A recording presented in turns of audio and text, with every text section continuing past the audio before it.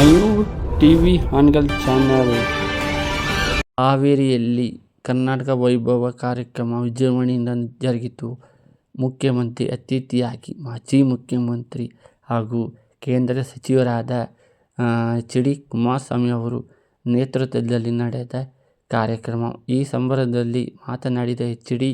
ಕುಮಾರಸ್ವಾಮಿ ಅವರು ಹಾನಗಲ್ ತಾಲೂಕಿನಲ್ಲಿ ಮೈಕ್ರೋಫೈನಾನ್ಸ್ ಹಾವಳಿ ಹಾಗೂ ರೈತರಿಗೆ ಸಮಯಕ್ಕೆ ಸರಿಯಾಗಿ ವಿದ್ಯುತ್ ಸಂಪರ್ಕ ಇದರ ಬಗ್ಗೆ ಹೆಚ್ಚು ಮಾತನಾಡಿದ ಜೆಡಿಎಸ್ಸಿನ ಅಧ್ಯಕ್ಷರು, ಉಪಾಧ್ಯಕ್ಷರು, ಜಿಲ್ಲಾಧ್ಯಕ್ಷರು ಹಾಗೂ ತಾಲೂಕು ಕಾರ್ಯಕರ್ತರನ್ನು ಉದ್ದೇಶಿಸಿ ಮಾತನಾಡಿದರು. ಹಾಗೂ ಈ ಸಂಭ್ರಮದಲ್ಲಿ ಜೆಡಿಎಸ್ಸಿನ ತಾಲೂಕು ಅಧ್ಯಕ್ಷರಾದ ಆರ್. ಬಿ. ಪಾಟೀಲ್ ಅವರಿಗೆ ಹಾನಗಲ್ ತಾಲೂಕಿನ ಸಮಸ್ತ ಜನರ ಜೊತೆ ಇರುವಂತೆ ಸಂದೇಶ ನೀಡಿದರು ಮತ್ತು ಜಿಲ್ಲೆಯ ಹಾಗೂ ತಾಲೂಕಿನ ಎಲ್ಲ ಅಧಿಕಾರಿಗೆ ರೈತರಿಗೆ ಸಮಯ ಕೇಳಿ ಈ ಸಂದರ್ಭದಂತೆ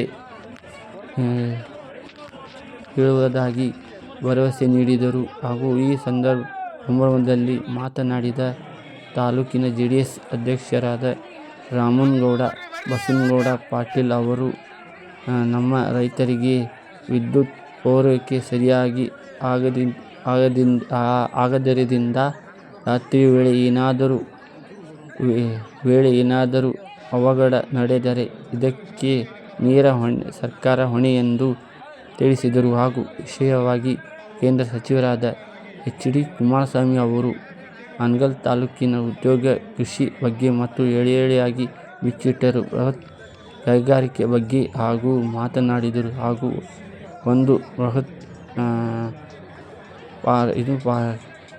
ಕೈಗಾರಿಕೆಯನ್ನು ಹಾನಗಲ್ ತಾಲೂಕಿಗೆ ಕೊಡುವುದಾಗಿ ಭರವಸೆಯನ್ನು ನೀಡಿದರು. ಹಾಗೂ ಈ ಸಂದರ್ಭದಲ್ಲಿ ಜೆಡಿಎಸ್ಸಿನ ರಾಜ್ಯ ಉಪಾಧ್ಯಕ್ಷರಾದ ಹಾಗೂ ಜಿಲ್ಲಾಧ್ಯಕ್ಷರು, ಜಿಲ್ಲೆಯ ಎಲ್ಲ ಪದಾಧಿಕಾರಿಗಳು ಹಾಗೂ ಕಾರ್ಯಕರ್ತರು ಮತ್ತು ಎಸ್. ಎಸ್. ಹಿರೇಮಠ, ಸಲೀಂ, ಸೋಮನಹಳ್ಳಿ, ನಂದೀಶ್, ಅಶೋಕ್ ಹಾಗೂ Yamanappa Lamani, B. S. M.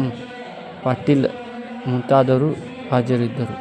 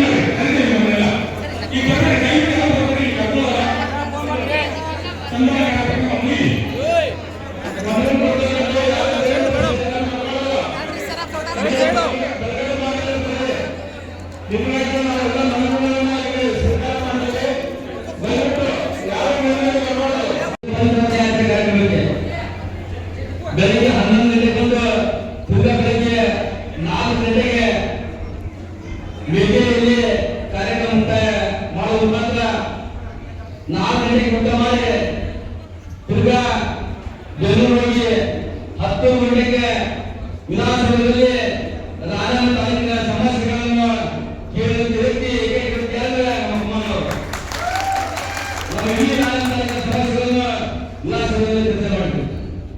ಇಂಥ ನಾಯಕರು ನಮ್ಮ ರಾಜ್ಯಕ್ಕೆ ಬೇಕಾಗಿದೆ, ನಮ್ಮ ರಾಜ್ಯಕ್ಕೆ ಬೇಕಿದೆ, ಇವಾಗ ದೇಶಕ್ಕೆ ಬೇಕಿದೆ. ಇವತ್ತು ಕುಮಾರ್ ಕೇಂದ್ರ ಮಂತ್ರಿ ಆದರೆ ಆಂಧ್ರದಲ್ಲಿ ಉಕ್ಕಿನ ಫ್ಯಾಕ್ಟರಿ ಬಂದಾಗಿದ್ದರಿಂದ ಇವತ್ತು ಅಲ್ಲಿಂದ ಸಮಸ್ಯೆಗಳನ್ನು ಬಗೆಹರಿಸಿ ಇವತ್ತು ಮತ್ತೆ ಪ್ರಾರಂಭ ಮಾಡ್ತಾರೆ. ಅದೇ ತರನಾಗಿ ನಮ್ಮ ಕರ್ನಾಟಕದ ಬದಲಾವಣೆ ಇರತಕ್ಕಂಥ ಉಕ್ಕಿನ ಫ್ಯಾಕ್ಟರಿ ಕೂಡ ಅವರು ಕೆಲವು ಜನರಲ್ಲಿ ಅವರ ಅಂಶದಿಂದ ಅವರು ಸಲುವಾಗಿರುತ್ತದೆ. ಇವಾಗ ನಮ್ಮ ಹಾವೇರಿ ಜಿಲ್ಲೆಯ ರಣಕಲ್ನಲ್ಲಿ ಯಾವ ಇಂಡಸ್ಟ್ರಿ ಫ್ಯಾಕ್ಟರಿ ಇದೆ, ಆ ಇಂಡಸ್ಟ್ರಿ ಫ್ಯಾಕ್ಟರಿ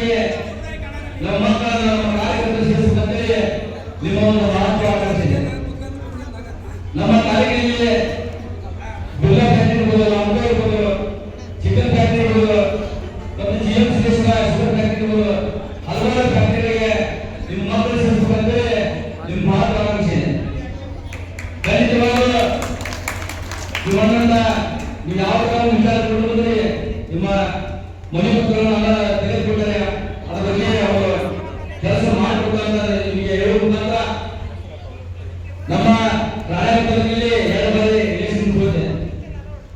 ಮೊನ್ನೆ ಗೆಲ್ಲುವ ಸಂಭವ ಇತ್ತು. ಅಕಸ್ಮಾತ್ ಸೋತು ಕೂಡ 45 ಓಟಿನ ಬರುತ್ತಿಲ್ಲ. ನಿಮಗೆಲ್ಲ ಗೊತ್ತಿತ್ತು. ಸಾಕಷ್ಟು ಕಾರ್ಯಕ್ರಮ ಮಾಡಿದ್ವಿ. ಒಳ್ಳೆ ಪ್ರತಿಯೊಂದು ಸಮಸ್ಯೆಗಳನ್ನ ನಿಮ್ಮ ಸಮಸ್ಯೆಗಳನ್ನ ಆಗಿದ್ದಾರೆ ತಕ್ಷಣ ಕೆಲಸ ಮಾಡುತ್ತೇನೆ. ಆ ಕೊನೆಗಳಿಗೆ ನನ್ನ ಬಗ್ಗೆ ಅಪಪ್ರಚಾರ ಮಾಡಿದ್ರು. ನಿಮಗೆಲ್ಲ ಗೊತ್ತಿದೆ. ನಾನು ಕೂತ್ಕೊಳ್ಳದಂತೇಳಿ ಅಪಪ್ರಚಾರ ಮಾಡಿದ್ರೆ ನನಗೆ ಕೇವಲ 6 ಮಕ್ಕಳು ಬಂದರು. ಅವತ್ತಿನ ಸಂದರ್ಭದಲ್ಲಿ ಸಾಕಷ್ಟು ಹಣವನ್ನು ಖರ್ಚು ಮಾಡಿ ಕೂಡ ಕೊನೆಗಳಿಗೆ ಕಾಂಗ್ರೆಸ್ ಮತ್ತು ಬಿಜೆಪಿ ಇದ್ರೆ ನಮ್ಮ ಪಕ್ಷದ ಪ್ರತಿಯೊಂದು ಓಡಿ 2 ಸಾವಿರ ಕೊಟ್ಟರು. ನಾನು ಎಷ್ಟಕ್ಕೆ 1,20,000 ಲಕ್ಷ ಕೊಟ್ಟರು. ಅವರು ನಾ ಎಷ್ಟಕ್ಕೆ 1,15,000 ಕೊಟ್ಟರು. ನನ್ನ ಬಗ್ಗೆ ಅಪಪ್ರಚಾರ ಮಾಡಿದ್ರು. ಕಾಂಗ್ರೆಸ್ ಅಂತ ಕೊಡಬೇಕಾಗಿಲ್ಲ, ಬಿಜೆಪಿ ಅಂತ ಕೊಡಬೇಕಾಗಿಲ್ಲ.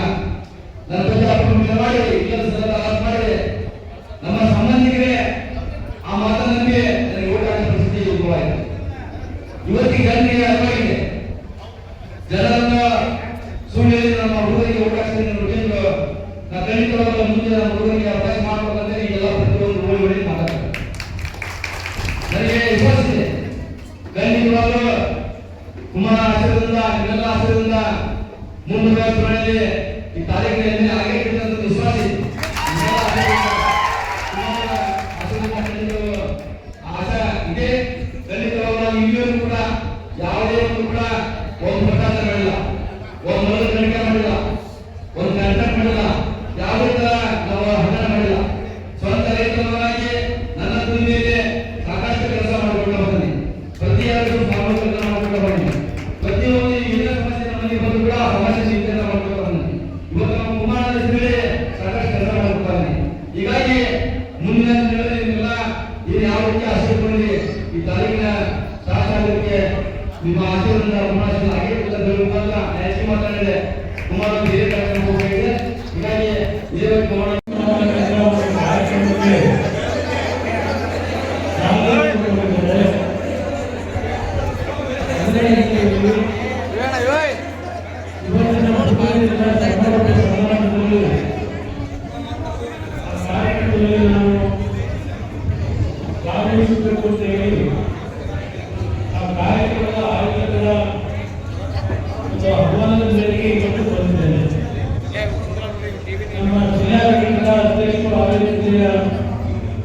ಅಧ್ಯಕ್ಷರು ನಮ್ಮ ಮಂಜುನಾಥ್ ಅವರು ಅತ್ಯಂತ ಕ್ರಿಯಾಶೀಲ ಯುವಕರು. ಕಳೆದ ಬಾರಿ ಆಡಳಿತದಿಂದ ಅಭ್ಯರ್ಥಿಯಾದಾಗ ಬಹಳ ಪ್ರೀತಿಯಿಂದ ಅವರನ್ನ ನೀವು ಚುನಾವಣಾ ಪ್ರಚಾರ ಮಾಡುವುದು ಅನ್ನೋದು ಇಲ್ಲಿಯೇ ನಿಮ್ಮ ಒಂದು ಸಂಘಟನೆ ಆದರೆ ಚುನಾವಣಾ ಫಲಿತಾಂಶ ನಿರೀಕ್ಷೆಗೆ ಬರಲಿಲ್ಲ. ಮಂಜುನಾಥ್ ಅವರು ಹಿಂದೆ ಒಂದು ಸಾರಿ 15-14 ಸಾವಿರ ಮತ ಬಂದಿದೆ. ಮುಂದೆ ಚುನಾವಣೆ ಸ್ಪರ್ಧೆ ಮಾಡಿ ಅವರಿಗೆ ಸಂಘಟನಾ ಶಕ್ತಿ ಇದೆ. ಇವತ್ತು ಜಿಲ್ಲೆಯ ಒಂದು ಅಧ್ಯಕ್ಷ ಸ್ಥಾನವನ್ನು ನೋಡಿದ್ದೇನೆ. ಇವತ್ತಿನ ಈ ಕಾರ್ಯಕ್ರಮ ಒಂದು ಸಾಂಕೇತಿಕವಾಗಿ ನಾನು ಬರ್ತಾ ಇರತಕ್ಕಂಥ ಸಂದರ್ಭದಲ್ಲಿ ಒಂದು ಕಾರ್ಯಕ್ರಮದ ಉದ್ದೇಶಿಸಿ ಮಾತನಾಡಬೇಕು ಅಂತ ಹೇಳಿ ಮಂಜುನಾಥ್ ಅವರು ನನಗೆ ಏನು ಅವಕಾಶ ಕೊಟ್ಟು ಅದರ ಹಿನ್ನೆಲೆಯಲ್ಲಿ ಮತ್ತು ಈ ಒಂದು ಸಭಾಂಗಣದಲ್ಲಿ ಇದ್ದಾರೆ. ಅದೇ ರೀತಿ ಈಗಾಗಲೇ ಏನು ಲೋಕಸಭೆ ಅಧಿವೇಶನ ನಡೆಯಲಿದೆ. ಲೋಕಸಭೆ ಅಧಿವೇಶನ ಮುಗಿದ ನಂತರ ಏಕೆಂದರೆ ಕಳೆದ ಲೋಕಸಭಾ ಚುನಾವಣೆಯ ನಂತರ ಪಕ್ಷದ ಸಂಘಟನೆ ಸ್ವಲ್ಪ ಕುಂಠಿತ ಆಗಿದೆ. ಅದರಲ್ಲೂ ವಿಶೇಷವಾಗಿ ಉತ್ತರ ಕರ್ನಾಟಕದ ಜಿಲ್ಲೆಗಳಲ್ಲಿ ಸಂಘಟನೆಗೆ ಸ್ವಲ್ಪ ದೊಡ್ಡಮಟ್ಟದಲ್ಲಿ ನಾವೆಲ್ಲ ಸಹಕಾರ ಕೊಡಬೇಕಾದ ಅನಿವಾರ್ಯತೆ ಇದೆ. ಇವತ್ತು ಈಗಿನ ಒಂದು ಸರ್ಕಾರ ಏನಿದೆ ಕರ್ನಾಟಕದಲ್ಲಿ ಯಾವುದು 5 ಗ್ಯಾರಂಟಿಗಳನ್ನ ಬಡವರಿಗೆ ಕೊಟ್ಟು ಅವರನ್ನ ಆರ್ಥಿಕವಾಗಿ ಸಬಲರು ಮಾಡ್ತೀವಿ ಅಂತ ಹೇಳಿದ್ದಾರೆ. ಮತ್ತೊಂದು ಕಡೆ ವಿದ್ಯುತ್ ಶಕ್ತಿಯ ದರ ಏರಿಕೆ ಮಾಡ್ತಾರೆ. ಮದ್ಯದ ಅಂಗಡಿಗಳಲ್ಲಿ ಹೊರಗಿರ್ತಕ್ಕಂಥ ಮದ್ಯದ ಬೆಲೆಯನ್ನು 3-4 ಏರಿಕೆ ಮಾಡ್ತಾರೆ. ನೀವು ಓಡಾಡತಕ್ಕಂಥ ಬಸ್ನ ಪ್ರಯಾಣ ದರವನ್ನ ಹೆಚ್ಚಿಗೆ ಮಾಡ್ತಕ್ಕಂಥದ್ದು. ಬೆಂಗಳೂರಿನಲ್ಲಿ ಇವತ್ತು ನೆನೆ ನೋಡಿದ್ದೆ, 30 ರೂಪಾಯಿ 40 ರೂಪಾಯಿ ಏರಿಕೆ ಮಾಡಿದ್ದಾರೆ ಬೆಂಗಳೂರು ನಗರದಲ್ಲಿ ಮೆಟ್ರೋ ರೈಲ್. ಈಗ ಹಲವಾರು ರೀತಿಯಲ್ಲಿ ಜನಗಳಿಂದಲೇ ಹೊರೆಗೊಳಿಸಿ ಆ ಹಂತದಲ್ಲಿ ನಿಮಗೆ ಏನೋ ಒಂದು ದೊಡ್ಡ ಮಟ್ಟದಲ್ಲಿ ಆರ್ಥಿಕ ನೆರವನ್ನು ಕೊಡ್ತೀವಿ ಅಂತಾರೆ. ಕಳೆದ 2 ವರ್ಷದಿಂದ ರಾಷ್ಟ್ರದಲ್ಲಿ ಅಭಿವೃದ್ಧಿ ಅಂತಕ್ಕಂಥದ್ದೇ ಸಂಪೂರ್ಣ ಸತ್ತೋಗಿದೆ. ನೀರಾವರಿಯ ಸೌಲಭ್ಯಗಳಿಲ್ಲ, ಯಾವುದೇ ರೀತಿಯ ಅಭಿವೃದ್ಧಿ ಕಾರ್ಯಕ್ರಮಗಳಿಲ್ಲ. ಕಾಂಗ್ರೆಸ್ನ ಶಾಸಕರುಗಳೇ ಇವತ್ತು ಅಭಿವೃದ್ಧಿಯ ಒಂದು ವಿಷಯದಲ್ಲಿ ಸರ್ಕಾರದ ಬಗ್ಗೆ ಆಕ್ರೋಶ ಮಾತುಕತೆ ಮಾಡತಕ್ಕಂಥದ್ದು ನೀವೇ ಗಮನಿಸ್ತಾ ಇದ್ದೀರಿ. ಭ್ರಷ್ಟಾಚಾರ ಅಂತಕ್ಕಂಥದ್ದು ಕಾಟವಾಡ್ತಾ ಇದೆ. ಭ್ರಷ್ಟಾಚಾರ ಅಂತಕ್ಕಂಥದ್ದು ಹೇಗಿದೆ, ಅಧಿಕಾರಿಗಳಿಂದ ಅವರು ದೋಷಣೆ ಮಾಡ್ತಾರೆ, ಅಧಿಕಾರಿಗಳು ಜನಸಾಮಾನ್ಯರು ದೋಷಣೆ ಮಾಡ್ತಾರೆ. ಹೀಗೆ ಇದೊಂದು ಸರ್ಕಾರ ಬಹುಶಃ ರಾಜ್ಯದ ಇತಿಹಾಸದಲ್ಲಿ ಇಂಥ ಒಂದು ಕೆಟ್ಟ ಸರ್ಕಾರ ಬಂದಿರಲಿಲ್ಲ. ನಿಮಗೆ ನಮ್ಮ ಹೆಣ್ಣು ಮಕ್ಕಳಿಗೆ ನಿಮಗೆ 2,000 ರೂಪಾಯಿ ಗೃಹಲಕ್ಷ್ಮಿ ಯೋಜನೆ ಅಂತಾರೆ. ಅದು 3 ತಿಂಗಳ 4 ತಿಂಗಳಾದರೂ ಕೊಡೋದಿಲ್ಲ. ನಿಮಗೆ ಕೊಡ್ತಕ್ಕಂಥ 2,000 ರೂಪಾಯಿಗಳ ಒಂದು ಕಾರಣ ತೋರಿಸಿ ಹಲವಾರು ತೆರಿಗೆಗಳನ್ನು ಹಾಕತಕ್ಕಂಥದ್ದು ಅಷ್ಟೇ ಅಲ್ಲ, ಇವತ್ತು ರಾಜ್ಯದಲ್ಲಿ ರಾಜ್ಯ ಸರ್ಕಾರ ಸುಮಾರು 7 ಲಕ್ಷ ಕೋಟಿ ಸಾಲ ಮಾಡಿದ್ದಾರೆ. ಇವತ್ತು ಆ ಸಾಲ ತೀರಿಸೋದು ನೀವೇ ತೀರಿಸಬೇಕಾಗುತ್ತೆ. ಹೆಣ್ಮಕ್ಕಳಿಗೆ ನಾನು ಗಮನ ತರ್ತೇನೆ, ನಮಗೇನು 2,000 ಕೊಡ್ತಾವೆ ಅಂತೇಳಿ ಸಂತೋಷ ಪಡ್ಬೋದು. ಆದ್ರೆ ಅಲ್ಲಿ ಸರ್ಕಾರದ ಖಜಾನೆ ಖಾಲಿ ಮಾಡಿ ಸಾಲ ಮಾಡ್ತಾ ಇರ್ತಕ್ಕಂಥದ್ದು ಇದೆ. ಆ ಸಾಲವನ್ನು ಮುಂದಕ್ಕೆ ನಾವು ನೀವೇ ಸೇರಿ ತೀರಿಸಬೇಕಾಗ್ತದೆ. ಇದನ್ನ ಬಹಳ ಎಚ್ಚರಿಕೆಯಿಂದ ನಾವು ಯೋಚನೆ ಮಾಡಬೇಕಾಗ್ತದೆ ಅಂತಕ್ಕಂಥದ್ದನ್ನ ಇವತ್ತು ಇಂಥ ಒಂದು ವಾತಾವರಣದಲ್ಲಿ ನೀವು ಕುತೂಹಲರಾಗಬೇಕು. ಈಗ ಬಳ್ಳಾರಿ ಜಿಲ್ಲೆಯಲ್ಲಿ ನೋಡ್ತೀರಿ, ಬೆಳಗಾವಿ ನೋಡಿದ್ರೆ ಯಾವ ರಾಜ್ಯಗಳು ಹೆಚ್ಚಿನ ಸಂಖ್ಯೆಯಲ್ಲಿ ಈ ಒಂದು ಸಭೆ ಇರ್ತೀರಿ, ಕಾರ್ಯಕರ್ತರು ಸಹ ಬಂದಿದ್ದೀರಿ, ಅಭಿಮಾನಿಗಳು. ಇವತ್ತು ಕರ್ನಾಟಕದಲ್ಲಿ ಕಳೆದ 3 ತಿಂಗಳಲ್ಲಿ ಸುಮಾರು 300ಕ್ಕೂ ಹೆಚ್ಚಿನ ಬಡ ಕುಟುಂಬದ ತಾಯಿಗಳು ಆಸ್ಪತ್ರೆಗಳಿಗೆ ಹೋಗಿ ಮಗುವಿಗೆ ಜನ್ಮ ಆಗ್ತಕ್ಕಂಥ ಒಂದು ಸನ್ನಿವೇಶದಲ್ಲಿ ಆ ತಾಯಿಗಳು ಸಾಯ್ತಕ್ಕಂಥ ಬಾಣಂತಿಯರು ಸಾಯ್ತಕ್ಕಂಥದ್ದು ಘಟನೆ ಪ್ರತಿದಿನ ನಡೀತಾ ಇದೆ ರಾಜ್ಯದಲ್ಲಿ. ಈ ಯಾವುದ್ರ ಬಗ್ಗೆ ಚಿಂತೆ ಮಾಡ್ತಾ ಇಲ್ಲ. ಕಾರಣ ಏನು? ಇವತ್ತು ಸರ್ಕಾರಕ್ಕೂ ಇವತ್ತು ಹಲವಾರು ಬಡ ಕುಟುಂಬದ ತಾಯಿಗಳು ಮಗುವಿಗೆ ಜನ್ಮ ಕೊಡಬೇಕಾದ್ರೆ ಸಾಯ್ತಕ್ಕಂಥ ಒಂದು ದೃಶ್ಯಗಳನ್ನು ನೋಡ್ತಾ ಇದ್ದೇವೆ. ಇವತ್ತು ಇಂಥ ಒಂದು ಕೆಟ್ಟ ಸರ್ಕಾರ ರಾಜ್ಯದಲ್ಲಿ ಬರಲಿಲ್ಲ. ಅದರಿಂದ ಮುಂದಿನ ದಿನಗಳಲ್ಲಿ ನಾವೇನೋ ಒಂದು ಸಂಶೋಧನೆಯಿಂದ ಒಂದು ಜನರನ್ನ ಜಾಗೃತಿ ಮೂಡಿಸ್ತಕ್ಕಂಥ ನಿಟ್ಟಿನಲ್ಲಿ ಕೆಲವು ಕಾರ್ಯಕ್ರಮವನ್ನು ಹಾಕಬೇಕು ಅಂತಕ್ಕಂಥದ್ದಿದೆ. ಈಗ ಎಲ್ಲ ನಮ್ಮ ಮೈಕ್ರೋ ಫೈನಾನ್ಸ್ನಲ್ಲಿ ಸಾಲ ಪಡೆದವರು ಕೊಡ್ತಕ್ಕಂಥ ಹಿಂಸೆ ಬಗ್ಗೆ ಏನು ಹೇಳ್ತಾ ಇದೆ ಅರ್ಥ ಮಾಡ್ಕೊಳ್ಳಿ. ಮೈಕ್ರೋ ಫೈನಾನ್ಸ್ ಅಲ್ಲಿ ಆಯ್ತು, ಏನಾದ್ರು ಮನೆ ಕಟ್ಟಿತ್ತು, ಇಲ್ಲ ನಿಮ್ಮ ಕುಟುಂಬವನ್ನು ಮದುವೆ ಮಾಡಿತ್ತು, ಮತ್ತಿನ್ಯಾವುದೋ ಸಾಲ ಮಾಡಿರ್ತೀವಿ. ಅವ್ರು ಬಂದು ಎದುರಿಸಿದ್ರು ಅಂತ ಎದುರು ಮಾಡ್ತಕ್ಕಂಥದ್ದು ನಾವು ಸ್ವಲ್ಪ ಧೈರ್ಯವಾಗಿ ಎದುರಿಸಬೇಕಾಗ್ತದೆ. ಕಾರಣ ಸರ್ಕಾರವೇ ಇವತ್ತು 7 ಲಕ್ಷ ಕೋಟಿ ಸಾಲ ಮಾಡಿ ಧೈರ್ಯ ಓಡಾಡ್ತಾ ಇದ್ದಾರೆ. ನೀವ್ಯಾಕೆ ಭಯ ಬೀಳ್ತೀರಿ? ಇವತ್ತು ಸಾಲ ಮಾಡಿದ್ದೇವೆ ಅಂತ ಆತ್ಮಹತ್ಯೆಗೆ ಯಾಕೆ ಸಾಲ ಆಗ್ತದೆ? ಸರ್ಕಾರ 7 ಲಕ್ಷ ಕೋಟಿ ಸಾಲ ಮಾಡಿ ಏನು ಆಗಿಲ್ಲ ನನಗೆ ಇನ್ನ ರೂಢಿ ಮಾಡ್ಕೊಂಡು ಅವರು ಹೊರಟಿದ್ದಾರೆ. ನೀವು ನಿಮ್ಮ ಕುಟುಂಬದಲ್ಲಿ ಸಾಲ ಮಾಡಿದ್ದೀವಿ ಅಂತ ಹೇಳಿ ಎಲ್ಲಿ ಆತ್ಮಹತ್ಯೆಗೆ ಶರಣ ಆಗ್ತದೆ. ಅದನ್ನ ನಿಮ್ಮ ಕುಟುಂಬ ಅನಾಥನ ಮಾಡ್ತಕ್ಕಂಥ ಒಂದು ನಿರ್ವಹಣೆ ಮಾಡ್ತಾ ಇದ್ದೇವೆ. ಅದಕ್ಕೆಲ್ಲ ನಾವು ಆಸ್ಪದ ಕೊಡಬೇಡಿ, ಎಲ್ಲ ಸಂತೋಷ. ಲಿಂಗಾಯತ ಪಂಚಮಸಾಲಿ ಜಗದ್ಗುರುಗಳ ಪೀಠ ಹರಕ್ಷೇತ್ರ ಹರಿಹರ ಮಹಾಪೋಷಕರು ಸ್ವಾಗತ ಸಮಿತಿ ಕರ್ನಾಟಕ ವೈಭವ 2025 ಸಾಮಸತ್ವವನ್ನು ಸ್ವೀಕರಿಸಿದ ಇವರು ಶ್ವಾಸ ಪ್ರತಿಷ್ಠಾನದ ಮೂಲಕ ಪ್ರಪಂಚದಾದ್ಯಂತ ಯೋಗ ಕಾರ್ಯಕ್ರಮಗಳನ್ನು ನೀಡಿ ಆರೋಗ್ಯ ಜಾಗೃತಿ, ಸಮುದಾಯ ಅಭಿವೃದ್ಧಿ ಮುಂತಾದ ಸಾಮಾಜಿಕ ಚಟುವಟಿಕೆಗಳಲ್ಲಿ ತಮ್ಮನ್ನು ತೊಡಗಿಸಿಕೊಂಡಿದ್ದಾರೆ. ಕಾರ್ಪೊರೇಟ್ ಯೋಗ, ಮಂತ್ರಿಗಳು ಶಾಸಕರಿಗೆ ಯೋಗ, ಹೃದಯ ತಜ್ಞರಿಗೆ ಯೋಗ, ವಕೀಲರು ನ್ಯಾಯಾಧೀಶರಿಗೆ ಯೋಗ. 90ರಲ್ಲಿ ಜನಿಸಿದ ಹರಗನಹಳ್ಳಿ ದೇವೇಗೌಡ ಕುಮಾರಸ್ವಾಮಿಯವರು ಕರ್ನಾಟಕದ ಒಬ್ಬ ಪ್ರಭಾವಿ ರಾಜಕಾರಣಿ. ತಮ್ಮದೇ ಆದ ವರ್ಚಸ್ಸಿನ ಮೂಲಕ ರಾಜ